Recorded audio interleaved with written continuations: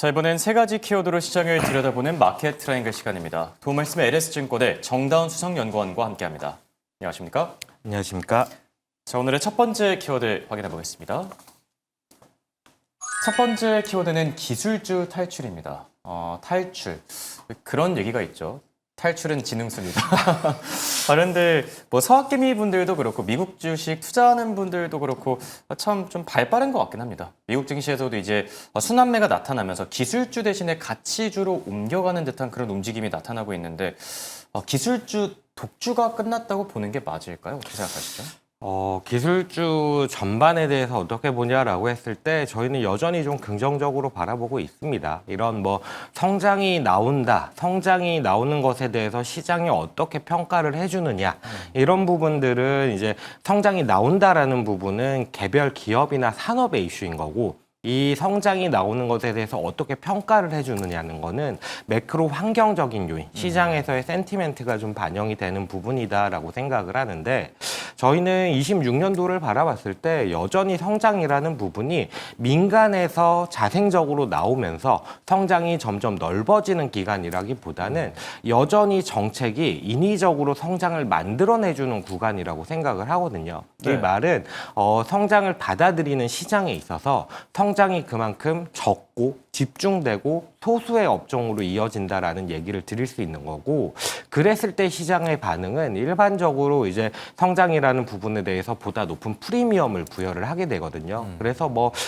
당장은 좀 부침이 있기는 하지만 여전히 성장에 대해서 좀 좋게 보고 있다라고 보시면 될 것 같고 최근에 이제 AI 관련해서 이슈가 좀 부각되는 건 맞습니다. 과잉 투자에 대한 부분들에 대한 우려라든지 아니면은 뭐 최근에 나온 것들은 데이터 센터 건설에 대해서 좀 지연되는 부분들이 있다 보니까 이 부분이 조금은 우려 요인으로 작용을 하는 것 같아요. 근데 데이터 센터 건설 지연에 대해서 생각을 해봤을 때 이 건설 지연이라는 것이 결국 우리가 생각했었던 AI 칩만 있으면은 데이터 센터를 만들 수 있다라는 게 아니라 이를 위한 다른 자원들, 이를테면은 뭐 전력기기라든지 아니면은 레거시 반도체, 아니면은 뭐 케이블 같은 것들 이런 것들이 부족하다라는 얘기를 좀 드릴 수가 있는 건데 그 말은 그만큼 이 자원들에 대해서 더 높은 가치를 매겨줄 수 있고 희소해진다라는 얘기를 할 수 있기 때문에 이 부분에 있어서는 오히려 이런 다른 업종들 그러니까 말씀드렸던 뭐 레거시 반도체나 전력기계 이런 쪽으로 조금 더 우호적인 환경이다라고 저희는 좀 생각을 하고 있고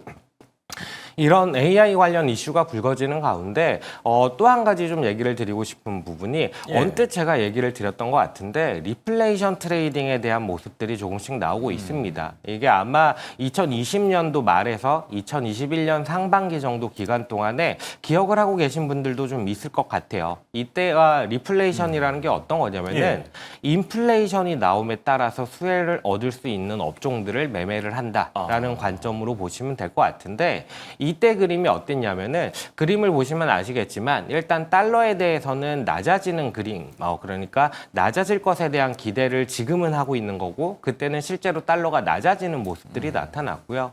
더불어서 이제 국채 금리를 바라봤을 때는 커브 스티프닝이 나타나는 모습들 그리고 이러한 부분들을 만들어내는 정책단에 있어서는 확장 재정이 강하게 들어갔었거든요. 지금 그림이랑 크게 다르지 않다라고 좀 얘기를 드리는 거고 그러다 보니 시장에서 왕왕 리플레이션 트레이딩에 대한 얘기가 나오고 있는 상황이고 리플레이션 트레이딩이 나올 때에는 사실 또 이 성장에 대한 기대감이 전반적으로 확산된다라는 생각을 일부 좀 가질 수가 있습니다. 그러다 보니까 성장에 대한 프리미엄은 약간은 낮아지고 오히려 주가가 낮았던 것들이 이제는 좋아진다라는 기대감으로 밸류에 대한 기대감을 좀 가져가게 되거든요. 그러니까 밸류가 메리트가 있는 종목들이 좋은 성과를 보이는 모습들이 나타나는데 이 두 가지가 좀 혼재되면서 지금 시장 상황에서는 아무래도 좀 기술주에 대해서 약간은 부담스러운 상황이 연출이 되고 있지 않나라고 생각을 하고 있어서 저희 생각에는 기술주가 뭐 당장은 좀 부침이 있지만 저희가 좀 뒤에서 얘기를 드리겠지만 뭐 소외주 주도주 관점에서 약간의 바벨 전략을 좀 추천을 하는 상황이다라고 보시면 될 것 같습니다. 네.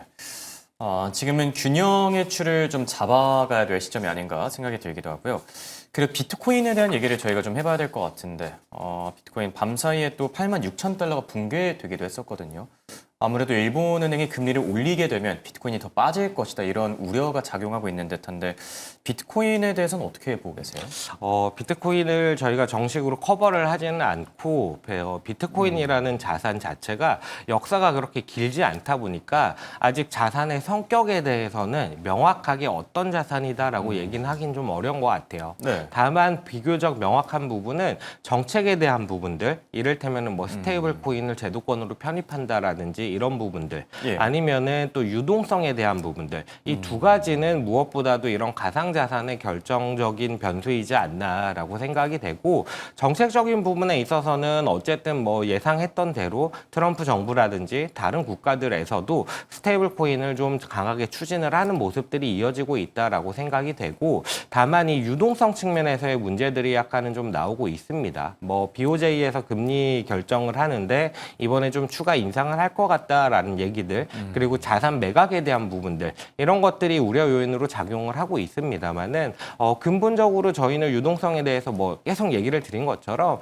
미국 정부라든지 뭐 다른 국가들을 바라봤을 때 확장 재정을 강하게 쓸 것이고, 이런 규제를 좀 완화를 하면서 통화의 유통 속도가 빨라질 만한 정책들을 펼칠 거라고 생각을 하고 있어서 큰 방향에 있어서 유동성에 대해서는 좀 긍정적으로 보고 있다라고 보시면 될 것 같고, 다만 한 가지 좀 이 코인과 관련해서는 예. 제가 가장 중요하게 보는 부분은 1월 달에 이제 MSCI에서 스트래티지 같은 코인 트레저리 기업들에 대해서 지수 편출 여부를 좀 결정을 할 거다라고 좀 얘기가 나오고 있는데, 이 부분이 결정이 돼야 본격적인 방향을 좀 잡을 수 있을 것 같고, 다만 본격적인 방향을 생각을 했을 때 통화가 좀 완화적인 방향으로 흘러간다라고 한다면은 이 편출 여부 결정 이후에는 조금은 낙관적인 시각으로 좀 바라볼 수 있지 않을까 생각을 하고 있습니다. 네.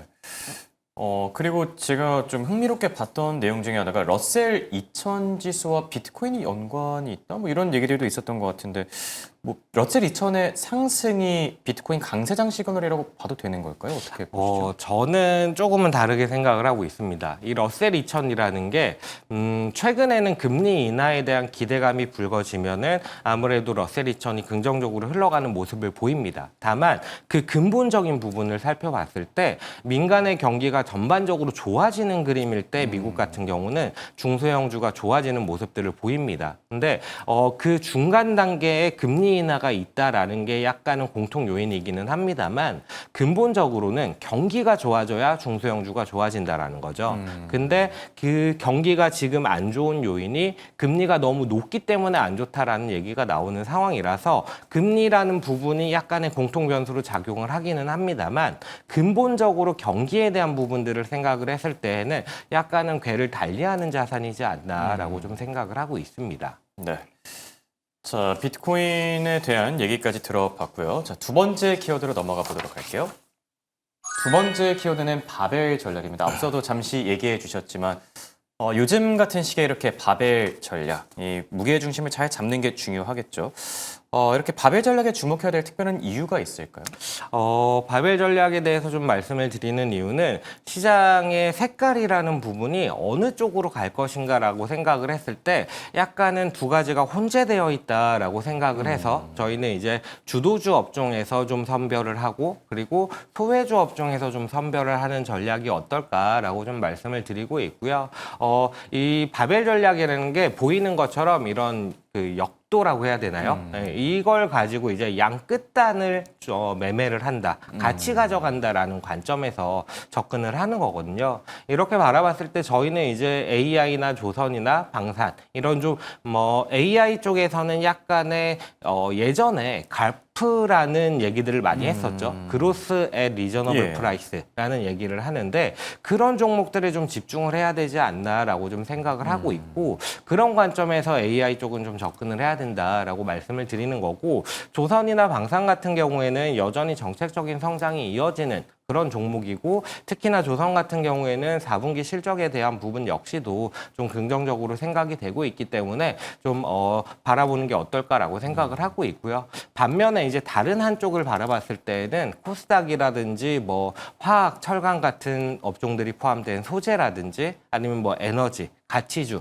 이런 것들을 좀 같이 들고 가는 게 어떨까라고 생각을 하고 있어서 저희는 이 바벨 전략에 대해서 좀 꾸준히 말씀을 드리고 있는 상황입니다. 네.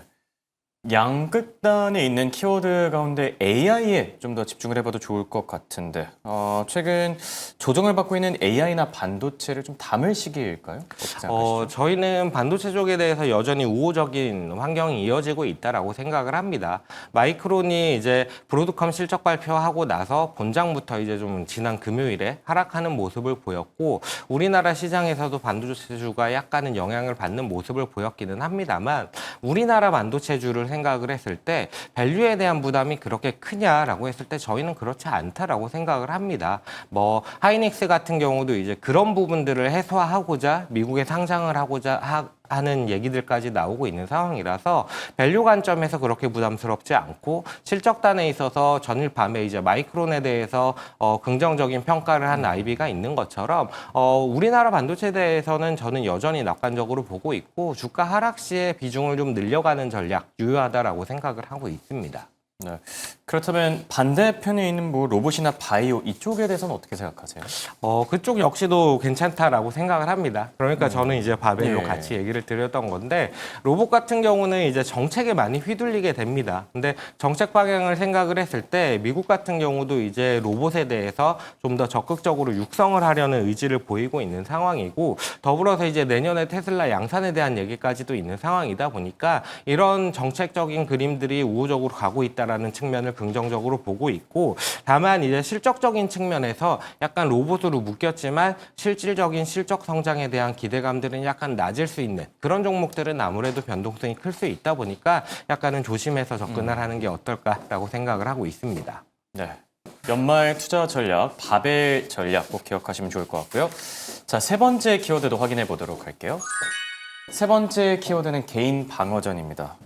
외국인과 기관이 이제 폭풍 매도를 하고 있고 또 개인들이 이걸 또 받아주면서 어쨌든 하락을 방어하고 있는데 외인 수급 이탈의 배경은 역시 뭐 환율이라고 보는 게 맞을까요? 생각하시죠? 환율에 대한 부분들과 이제 AI에 대한 부분이 약간은 흔들리다 보니까 같이 좀 영향을 받았다라고 생각을 하고 있고 외국인 수급을 얘기를 할 때 두 가지 패턴을 항상 얘기를 드립니다. 하나는 이제 패시브 자금 그리고 두 번째로는 액티브 자금인데 이 패시브 자금 같은 경우가 시장 전반을 매매를 하는 거고 이 부분이 환율에 대한 영향들을 아무래도 좀 크게 받는 경향들을 보입니다. 근데 환율단에 있어서는 아직도 1,470원대에서 크게 좀 내려오지 못하는 간밤엔 60원대까지 내려오긴 했습니다만 크게 내려오지 못하는 모습들이 부담 요인으로 작용을 하는 것 같고 액티브 자금에서는 아무래도 뭐 AI라든지 반도체 쪽으로 수급이 좀 쏠려 있었던 그림인데 이 부분이 글로벌리 약간은 흔들리다 보니까 우리나라 시장에서도 어쩔 수 없이 좀 영향을 받는 게 아닌가라고 생각이 되는 상황입니다. 네. 그래도 개인들이 잘 받쳐줘서 그나마 다행이지 않나 생각이 들기도 하네요. 지금까지 도매스의 정다운 수석연구원과 함께했습니다. 대단히 고맙습니다. 감사합니다.